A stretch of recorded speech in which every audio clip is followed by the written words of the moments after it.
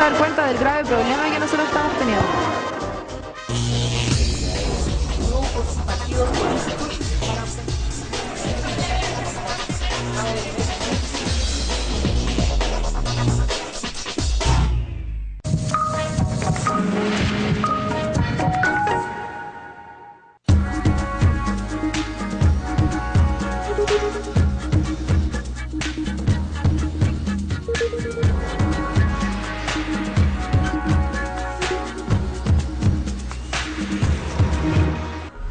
En agosto, disfrute de la nueva temporada de Maestra Vida, en total estreno, la serie que descubre a la obra y su autor. Maestra Vida, a partir del 10 de agosto, solo por Telesur.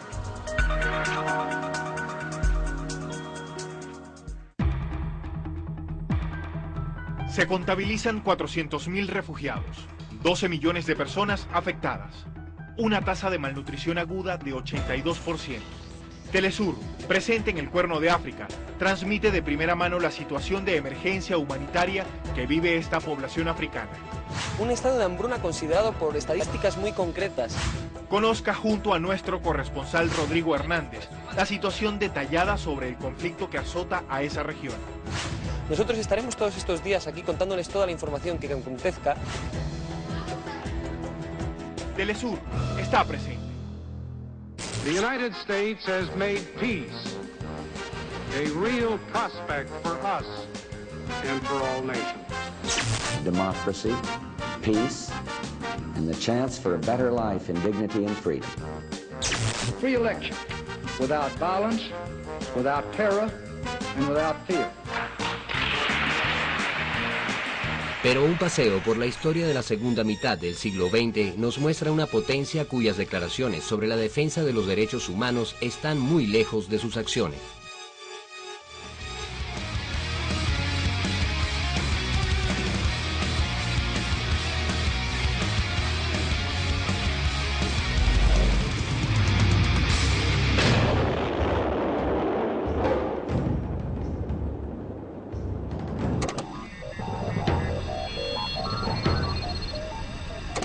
The American people believe forging real and lasting peace to be their sacred trust. America's military strength has always been maintained to keep the peace, never to break it. It has always been used to defend freedom, never to destroy it.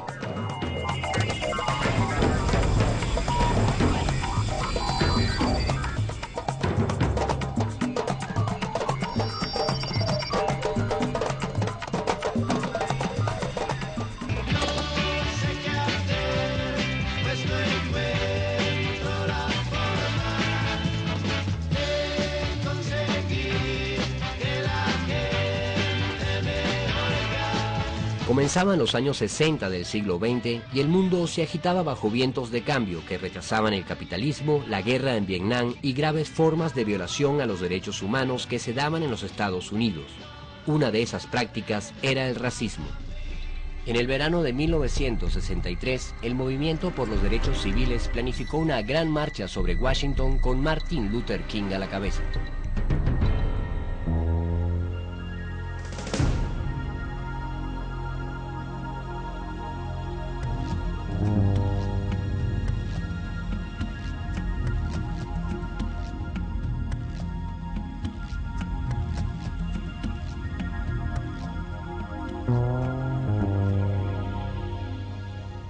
Dr. Martin Luther King, Jr. Thank you, Mr. Randolph. I would simply like to say that I think this has been one of the great days of America. And I think this march will go down as one of the greatest, if not the greatest, demonstrations for freedom and human dignity ever held in the United States. A los 4 días de esta manifestación, una bomba colocada en el sótano de una iglesia de la comunidad negra de Birmingham estalló matando a 4 niñas.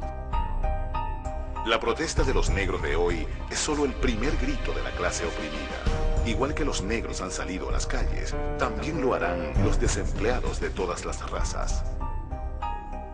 1964, James Chaney, un joven negro de Mississippi, junto a 2 voluntarios blancos, fueron detenidos por la policía. Tras su arresto, fueron acribillados a balazos.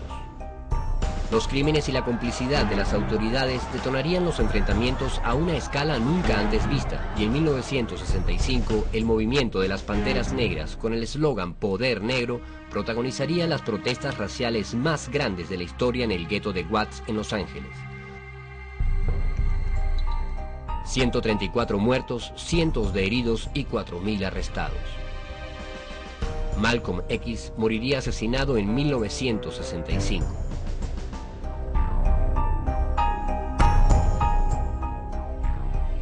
En 1967, Estados Unidos se sacudiría con más de 150 manifestaciones y disturbios en todo el territorio. La respuesta del gobierno dejó 83 personas muertas por armas de fuego. Entre 1956 y 1971, el FBI llevó a cabo un masivo programa de contraespionaje llamado COINTELPRO, que desató más de 500 acciones represivas contra los grupos que luchaban por la no discriminación. En 1968 fue asesinado Bobby Hutton, uno de los líderes de las Panteras Negras, a quien el propio director del FBI, Edgar Hoover, describió como la amenaza más seria para la seguridad interna de Estados Unidos. El clamor contra la segregación racial llegaría a los Juegos Olímpicos celebrados en México en 1968. Tommy Smith y John Carlos, 2 atletas que representaban a los Estados Unidos, al momento de recibir los trofeos lo harían descalzos, sin mirar la bandera de su país y levantando sus puños enguantados, símbolos de las Panteras Negras. Esta silenciosa protesta impactaría a buena parte del mundo que aún pensaba que los Estados Unidos eran la tierra de la libertad.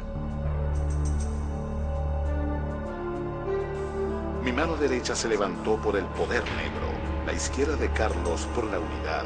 Mi bufanda negra representó el orgullo negro y nuestros pies descalzos a la pobreza negra de la América racista.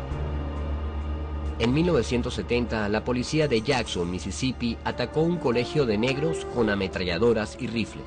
2 estudiantes negros murieron. El jurado local dijo que el ataque fue justificado. 2 décadas después de que se libraron las luchas más enérgicas por los derechos civiles en los Estados Unidos, un ciudadano negro, Rodney King, fue apaleado por la policía de Los Ángeles. La paliza fue grabada en video y sería testimonio contundente de la discriminación racial. Pero la corte declaró inocentes en 1992 a 3 policías involucrados en la paliza a Rodney King. La indignación colectiva provocó que la ciudad de Los Ángeles estallara en protestas y disturbios. Durante las protestas de Los Ángeles, 10.000 soldados fueron movilizados para reprimir a los manifestantes civiles. Más de 50 personas perdieron la vida, 2.000 fueron heridos y miles quedaron detenidos. La misma conducta violatoria de los derechos humanos aplicada por los gobiernos del norte en su propio territorio fue ejecutada a mayor escala en el resto del mundo.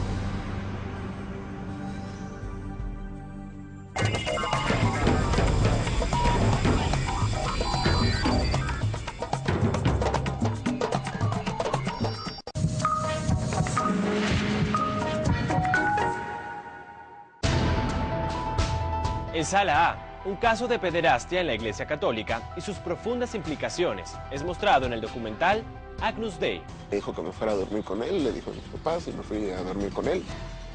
Cine de la provincia argentina, de Caravana, el amor sobre toda diferencia social. ¿Me le pegó? No. Hoy lloran la pérdida de aquel que lidera un cambio dentro de la surrealista Honduras. Un grito en contra del doble discurso en América Latina. ¿Quién dijo miedo? Honduras de un golpe. La paz es pasión, ¿ves?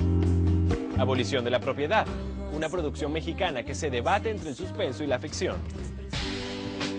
Una meditación visual sobre el paisaje devastado, que surgió como consecuencia del terremoto de Chile, 3 semanas después. Hoy, solo en Sala A. Por Telesur.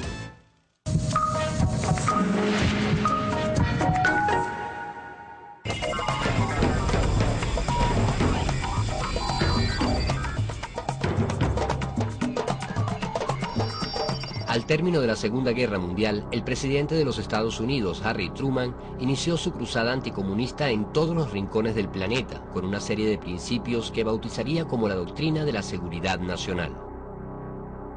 Con esta doctrina se daba inicio a un nuevo conflicto mundial que se prolongaría por décadas, la Guerra Fría, excusa con la que Estados Unidos sembró de terror a América Latina. Tenía dos elementos principales sobre los cuales fundaba su acción. Uno, el riesgo ante el vecino. Ese fue una de las piezas importantes para mantener todo el continente dividido. Es lo que puede explicar que las relaciones de integración no se hayan podido cristalizar como se ha aspirado siempre. Y por otra parte, lo que era el enemigo interno. Siempre se dijo el enemigo interno es el comunismo internacional que responde a los intereses de la Unión Soviética.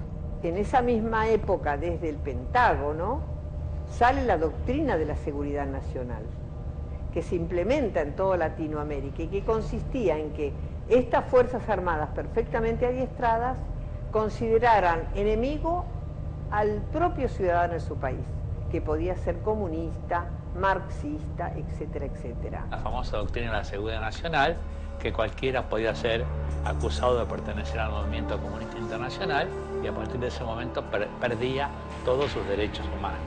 E incluso a los movimientos de la teología de la liberación se adelantó una acción de que eran personas perversas, crueles, enemigas, casi en un sentido religioso, que no tenían humanidad. Lo que ha intentado Estados Unidos, es decir, cualquier grupo que intente formas de cambio en el continente, es un grupo enemigo y como tal debe ser exterminado. Había un enemigo que era el movimiento comunista internacional, una sola hipótesis de guerra, Oriente contra Occidente, y todos estamos preparados para combatir a ese enemigo. Las Fuerzas Armadas de Latinoamérica tenían que mantener el orden en el interior de cada país, combatiendo la infiltración comunista y el desorden social resultante. Y si llegaba a aparecer algún problema superior, aparecerían entonces las fuerzas de Estados Unidos. La doctrina de seguridad nacional abrió paso a una estructura mundial que le dio una fachada institucional a las intervenciones del norte. La Agencia Central de Inteligencia, la Dirección Nacional de Inteligencia, el Consejo Nacional de Seguridad, la Organización de Estados Americanos, la Organización del Tratado del Atlántico Norte. Los organismos militares que le dieron vida a esa doctrina, que son la Junta Interamericana de Defensa, creada en 1942, el Tratado Interamericano de Asistencia Recíproca del 47, la parte militar de la Organización de Estados Americanos de 1948, los programas de ayuda militar con Estados Unidos que empezaron a regir a partir de 1951, Pacto de Ayuda Mutua, los ejercicios combinados con tropas estadounidenses que se hacen desde el fin de la Segunda Guerra Mundial, las reuniones de comandantes en jefe que comenzaron en Panamá en 1960 y después se continuaron con reuniones de comandantes de jefes de las Fuerzas Aéreas y de las Armadas. Entre los organismos creados a partir de la Guerra Fría se cuenta la Escuela de las Américas, un centro de formación militar que el Pentágono instaló en Panamá para entrenar tropas y mercenarios de países del sur en prácticas violatorias a los derechos humanos. La Escuela de las Américas desempeñó la función de preparar los cuadros militares que deberían aplicar las políticas terroristas en América Latina. Políticas terroristas que no se limitaban tan solo a los métodos de interrogación y tortura, sino que incluían la desaparición de personas y la liquidación de todo rastro de una oposición a esas políticas. Se entrenaron en toda práctica contrainsurgente, con explosivos, con métodos de tortura psicológicos, físicos. Contra quien lo aplicaron fue contra obreros, campesinos, sindicalistas, defensores de derechos humanos. Esos eran los enemigos para los militares y para los que fueron entrenados en la Escuela de las Américas.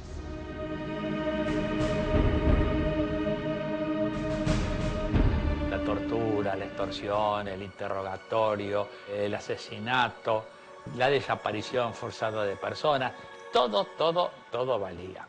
Muchos militares latinoamericanos que pasaron por allí fueron instruidos con manuales que detallaban paso a paso los mecanismos más eficaces de tortura, así como mecanismos de sabotaje y asesinato.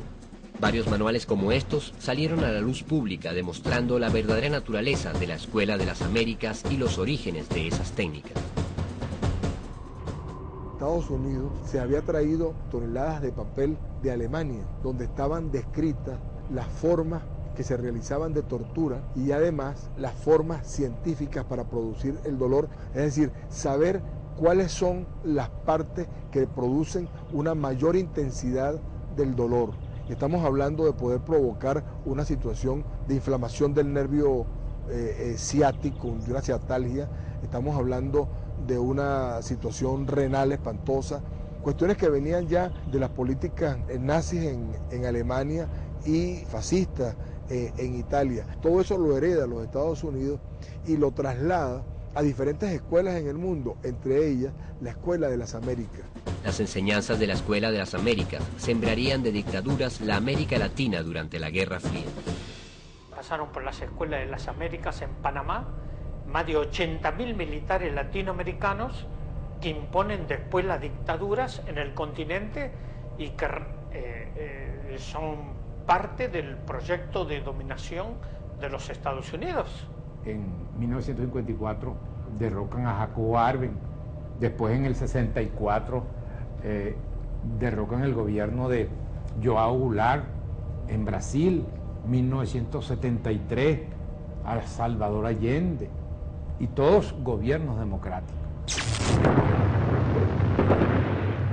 En abril de 1961, tropas anticastristas entrenadas, armadas y dirigidas por la CIA desembarcaron en Cuba para derrocar a la naciente revolución.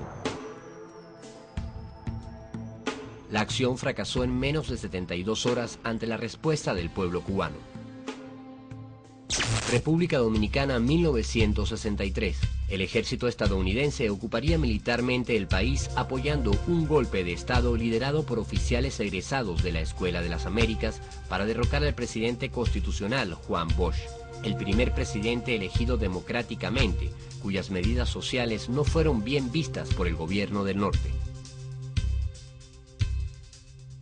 En 1976, en el Cono Sur, Argentina sufriría una sucesión de golpes de Estado que instaurarían juntas militares en el gobierno, aplicando una extensa cadena de violaciones a los derechos humanos.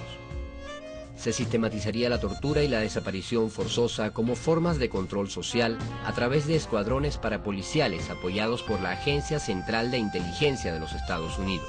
Estas acciones contra la población argentina arrojarían un saldo de 30.000 prisioneros políticos desaparecidos. República de El Salvador, 1979. Militares egresados de la Escuela de las Américas dirigen una brutal represión contra la población civil. Las fuerzas populares resisten organizadas en el Frente Farabundo Martí para la Liberación Nacional. Estalla la guerra civil y los Estados Unidos intervienen abiertamente, brindando apoyo a los grupos reaccionarios. El conflicto dejaría un saldo de 75.000 víctimas entre muertos y desaparecidos. Nicaragua, 1979. El gobierno de Estados Unidos organiza la Contra, ejército paramilitar formado por grupos de la ultraderecha nacional e internacional. La CIA los financia y entrena con dinero recibido del tráfico de armas y drogas.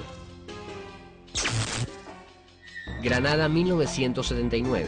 El gobierno socialista, liderado por Maurice Bishop, lleva a cabo reformas sociales en la pequeña isla caribeña de Granada. El gobierno de los Estados Unidos, presidido por Ronald Reagan, acusa a Bishop de construir una base militar soviética y promueve un golpe de Estado que culminaría con la ejecución del presidente Bishop y su esposa. Ronald Reagan daría luz verde a la operación Furia Urgente y 7.000 efectivos del ejército estadounidense ocuparían Granada, consolidando el golpe y ocasionando centenares de bajas entre la población civil. Panamá, 1989. La Fuerza Aérea de Estados Unidos bombardea e invade la capital de Panamá, destruyendo las principales barriadas en una acción bautizada como Operación Causa Justa.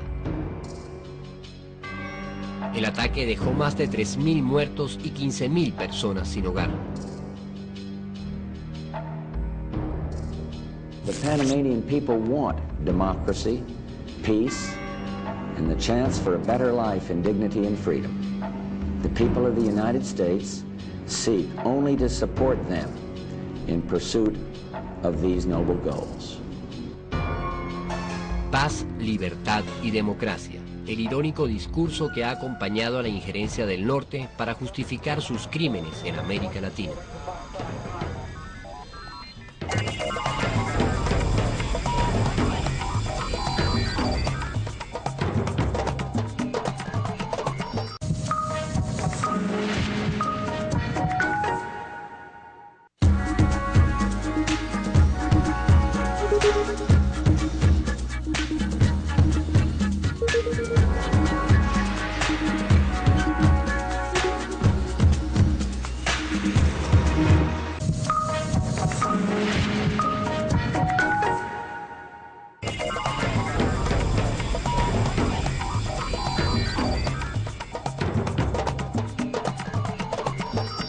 Junto a las dictaduras, las políticas contrainsurgentes del norte impondrían otro fenómeno que enlutaría a miles de familias latinoamericanas: las desapariciones forzosas. La desaparición de personas es el crimen de crímenes, porque es cuando a una persona le violan todos sus derechos, y cuando esa persona que no tiene derecho a defensa en juicio, a que tener un abogado, a saber qué le pasó a su familia, la familia no tiene el derecho de saber dónde está para poderlo defender y acercarle un aliento o poderlo sacar de esos lugares siniestros. Nosotros tenemos un registro de 140.000 detenidos desaparecidos. La mayoría son de 45.000 de Guatemala, 30.000 de Argentina. La desaparición de prisioneros políticos siguió un patrón en toda la región. Un patrón enseñado en la Escuela de las Américas y que tuvo en el Cono Sur una de sus expresiones más sofisticadas y macabras: el Plan Cóndor. Está probado que la CIA es la que articuló la Operación Cóndor. Que durante las dictaduras de todo el Cono Sur abrió fronteras para que hubiera intercambio de prisioneros para hacerlos desaparecer. Articuló a Pinochet con Stroessner, con Videla, con Garrastazu Médici, con los dictadores de entonces,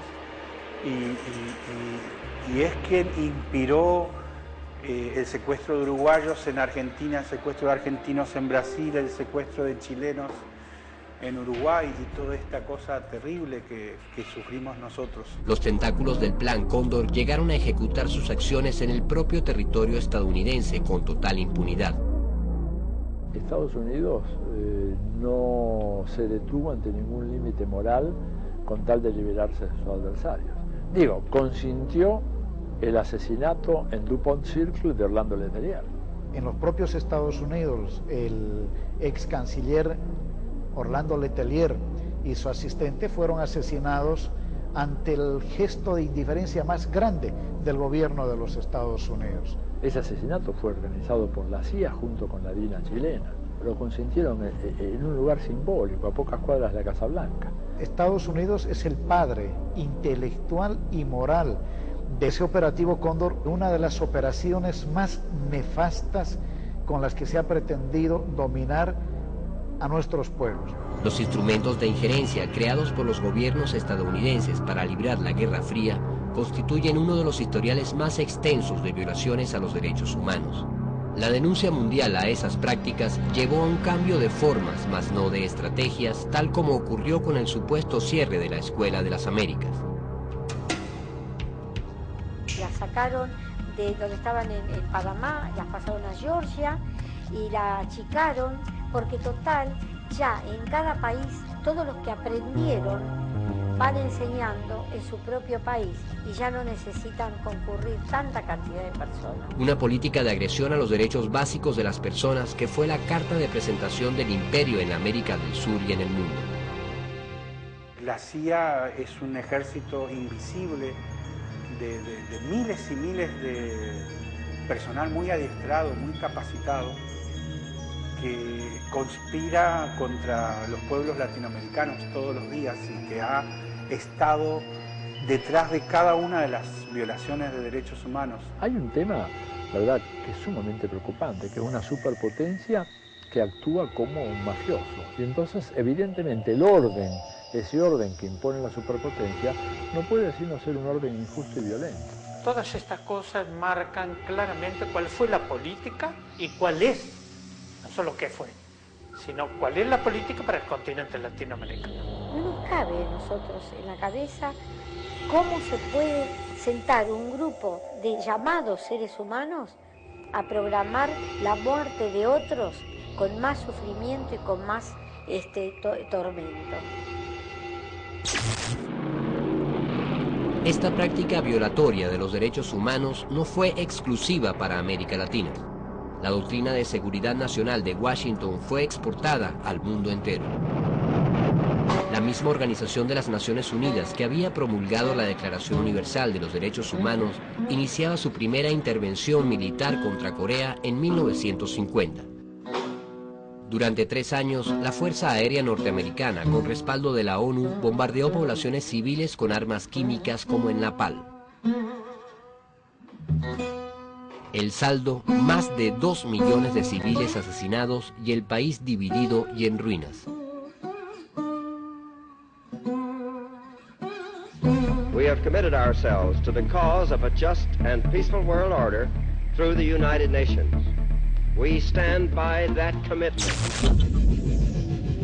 Vietnam fue otro de los escenarios en los que la Declaración de los Derechos Humanos de las Naciones Unidas se dejó de lado. A partir de 1965 y por 9 años, el ejército estadounidense protagonizó una de las guerras más atroces e injustas del siglo, bombardeando a aldeas con napalm y fumigando la región con el cancerígeno agente naranja. Más de 5 millones de vietnamitas murieron a consecuencia de la guerra, la mayoría civil. Más de 4 millones de personas estuvieron expuestas y afectadas por este gas, que al día de hoy sigue arrojando secuelas en la población y el medio ambiente. El Tribunal Internacional sobre Crímenes de Guerra, conocido como Tribunal Russell, fijó una sentencia contundente. Estados Unidos ha cometido un crimen contra la paz, un crimen contra los derechos fundamentales del pueblo de Vietnam.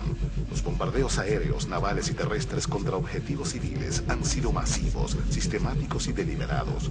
El tribunal considera que los Estados Unidos de América han cometido un crimen de guerra. Así como el Tribunal Russell, muchos sectores del pueblo estadounidense se opusieron a las atrocidades cometidas en nombre de su país. El líder negro Martin Luther King se opuso frontalmente a la guerra, calificando a Estados Unidos como la mayor fuerza del mal en el mundo. The promises of the Great Society have been shot down on the battlefield of Vietnam. Su radicalización por la paz verdadera y contra las políticas imperiales acelerarían la decisión del aparato de inteligencia de asesinar al reverendo.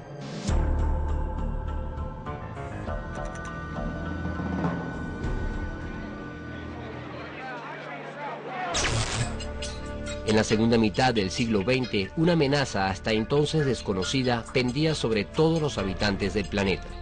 Un arma capaz de acabar con toda forma de vida sobre la Tierra con solo apretar un botón.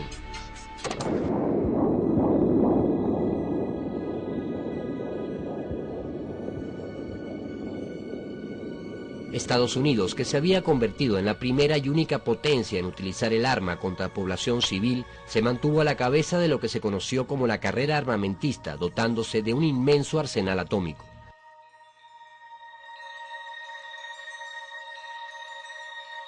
A comienzos de los años 50, el Departamento de Defensa inicia las pruebas de armas nucleares en zonas desérticas y colonias norteamericanas para monitorear los efectos y tasas de mortalidad en poblaciones.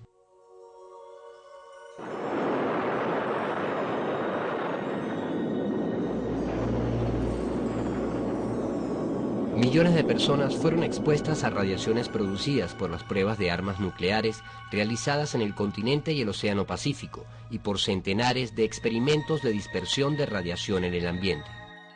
La Comisión de Energía consideró a los afectados como segmentos de población poco útil. En 4 décadas, Estados Unidos es responsable de la detonación de más de 1000 artefactos atómicos.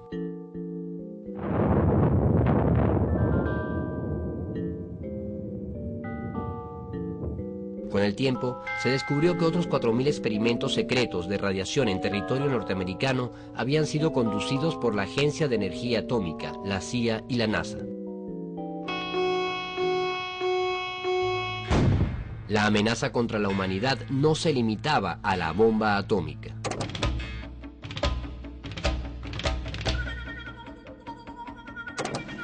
En 1950, la Armada de Estados Unidos bombardeaba desde barcos la ciudad de San Francisco, rociando una nube de bacterias altamente tóxicas y colocando dispositivos de monitoreo en toda la ciudad.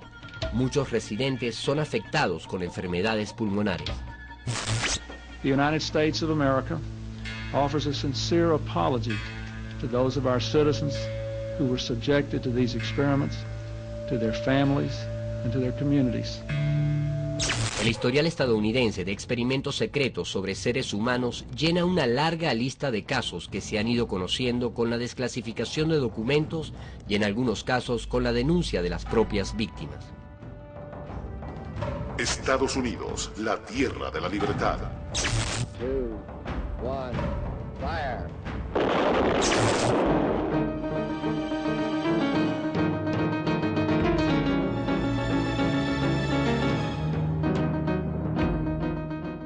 Las violaciones a los derechos humanos durante la segunda mitad del siglo XX han tenido en los Estados Unidos uno de los mayores exponentes de todas las épocas.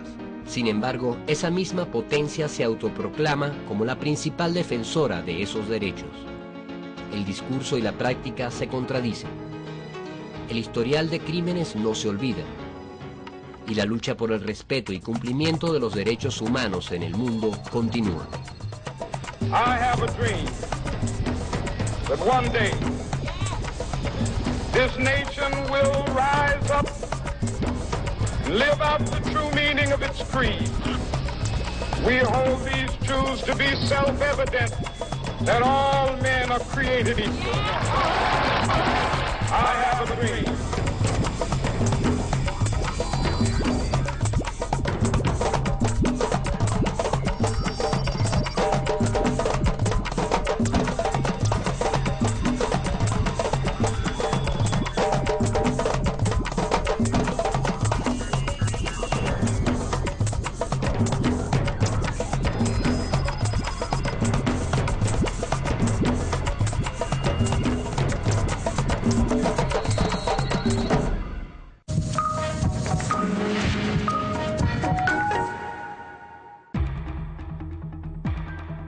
Se contabilizan 400.000 refugiados, 12 millones de personas afectadas, una tasa de malnutrición aguda de 82%.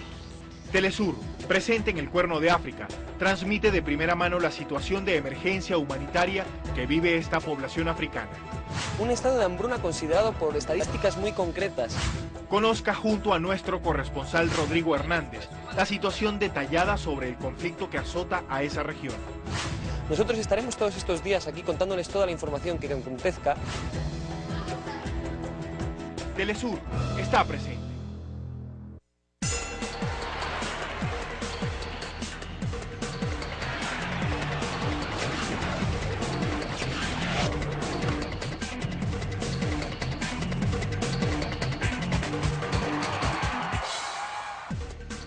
Hoy en Deportes Telesur, España derrotó a Ecuador y Arabia Saudita goleó a Guatemala. Ambas se meten en octavos de final del Mundial Sub-20 que se realiza en Colombia.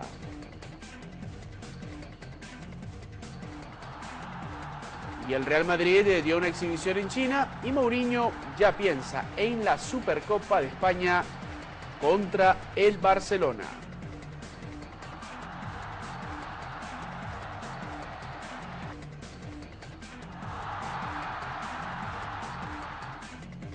Hola, ¿qué tal Latinoamérica? Les saluda Fernando Ramírez y estamos listos para comenzar una nueva emisión de Deportes Telesur. Segundo día en la primera fase de la Copa Sudamericana. Esta vez les tocó el turno al Deportivo Quito de Ecuador y al Deportivo Anzoátegui de Venezuela. Veamos las incidencias de este choque. Encuentro por la primera fase de la Copa Sudamericana entre el Deportivo Quito de Ecuador y el Deportivo Anzoátegui de Venezuela en el Atahualpa de la capital ecuatoriana. Al minuto 38, Leo Morales comete una falta sobre Matías Alustiza dentro del área, pero el árbitro no la ve como pena máxima. En la repetición se aprecia la falta del portero venezolano sobre el atacante ecuatoriano. Ya en el segundo tiempo, al 60, Daniel Arismendi por poco sorprende a la defensa ecuatoriana, pero el portero Adrián Bone retiene la esférica. Posteriormente, el minuto 60, Saritama, que cobra el tiro de esquina, y Julio Maximiliano Bebacua mete un cabezazo para batir al meta venezolano. 1-0 derrotaba el Deportivo Quito al Deportivo Anzoátegui de Venezuela, y todo se va a definir en el José Antonio Anzoátegui, en el encuentro de vuelta que se va a jugar la semana que viene en la ciudad de Puerto La Cruz, en Venezuela. Y en más partidos de la Copa Sudamericana, pero Bellavista, uruguayo, no pasó del empate ante la Universidad Católica Chilena por la mínima en el encuentro inaugural de la Copa Sudamericana. Ambas escuadras no definieron y postergaron la decisión de la eliminatoria para el choque de vuelta en Santiago el próximo 16. Al minuto 23, Stefano Maganasco cometió infracción sobre José Varela para que el principal brasileño Leandro Bauden decretara la pena máxima a favor de los papeles uruguayos. Ignacio Nicolini sería el encargado de cobrar el penal que colocaría arriba a Bellavista. El conjunto cruzado no tardó en responder. Al 35, Matías Mier cobró disparo desde fuera del área para que con Gala Pablo Calandria la peinara y marcara el tanto, el descuento chileno y el empate final de ambas escuadras.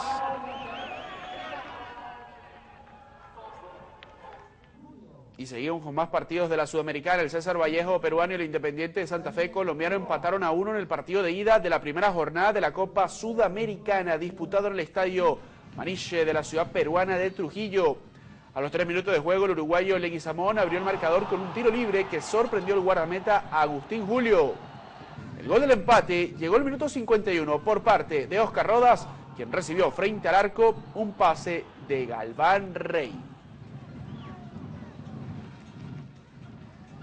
Y en más del fútbol, porque vamos a seguir con la continuación de la acción del Mundial Sub-20 de Colombia. En la jornada de este miércoles, España derrotó 2-0 a Ecuador y puso a los meridionales en la cuerda floja, mientras Arabia Saudita celebró su pase a los octavos de final con una goleada 6-0 sobre Guatemala.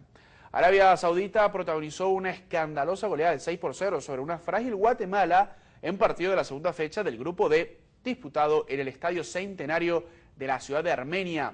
Los goles fueron de Yaya Dagrigri, Yasir Alafim, Mohamed Al-Fatil, Yasir Al-Sarani, Ibrahim Al-Ibrahim y Salem Al-Wasari.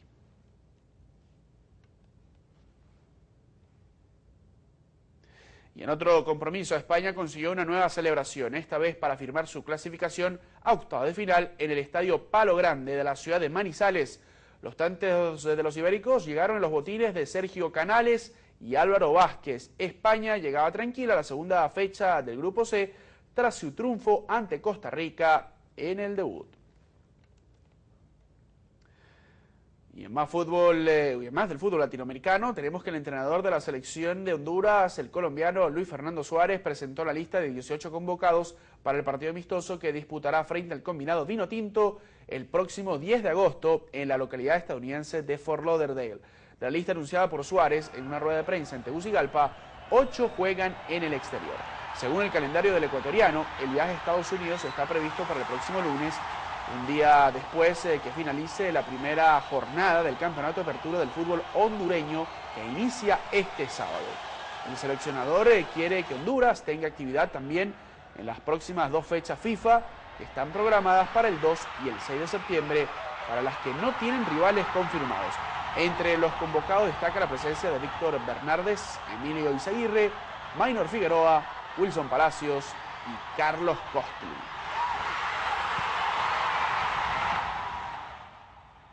Bien, y el argentino Diego Armando Maradona llegó a Dubái para comenzar un nuevo ciclo como técnico. El ex DT de la selección albiceleste estará al frente del Al-Wasal de los Emiratos Árabes Unidos por 2 temporadas. Este jueves dará las primeras instrucciones a sus dirigidos. Diego Armando Maradona, campeón mundial y ex entrenador de la selección argentina, figura reconocida en el fútbol mundial, llegó a Dubái este miércoles y tuvo un recibimiento por todo lo alto por las autoridades de su nuevo club, el Al-Wasal. El mayo último, Maradona había viajado a suelo árabe para firmar su contrato de 2 años de duración, con lo que será su tercer equipo que dirige y el primero que entrena fuera de su país. El astro del balompié mundial ya tiene su primer refuerzo. Se trata del uruguayo Manuel Oliveira.